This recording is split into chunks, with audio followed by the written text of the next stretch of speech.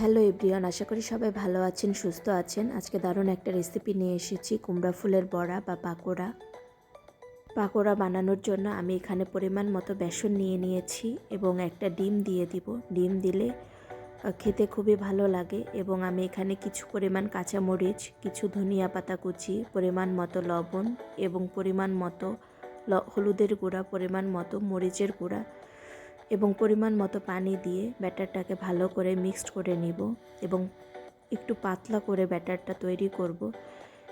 যদি আপনাদের কাছে চালের গুঁড়া থাকে তাহলে এখানে চালের গুঁড়া দিতে পারেন, তাহলে অনেক মুচমুচে হয়। এবং আমি এখানে সামান্য পরিমাণ কালো জিরা দিয়ে দিয়েছি স্বাদের জন্য, স্বাদ বৃদ্ধির জন্য। আমার ব্যাটার রেডি। এখন আমি একে একে তেল আগে থেকে গরম করে নিয়েছি এবং তেলটাকে আমি গরম করে নিয়েছি। এখন একে একে আমি সমস্ত বড়াগুলোকে ভেজে নিব। এখানে অল্প হিটে আমি বড়াগুলোকে ভেজে নিব যেন লাল না হয়ে যায় এবং পুড়ে না যায়, যাতে ভিতরে সিদ্ধ হয়। তার জন্য আমি সময় নিয়ে অল্প হিটে সমস্ত বড়াগুলোকে ভেজে নিব। গরম ভাত বা বিকেলের নাস্তায় তৈরি করতে পারেন, খেতে খুবই সুস্বাদু এবং মজার হয়। একবার হলেও বাসায় ট্রাই করে দেখবেন।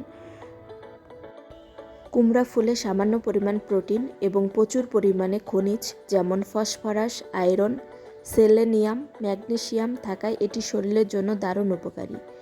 মিষ্টি কুমড়ার ফুলে প্রচুর পরিমাণে ভিটামিন B1, B2, B6 রয়েছে। ভিটামিন সি শরীরের রোগ প্রতিরোধ ক্ষমতা বাড়াতে খুবই কার্যকারী ভূমিকা পালন করে। অসংখ্য ধন্যবাদ। নিত্য নতুন খাবার ভিডিও পেতে পেজটি অবশ্যই ফলো এবং লাইক, শেয়ার, কমেন্ট করে পাশে থাকবেন।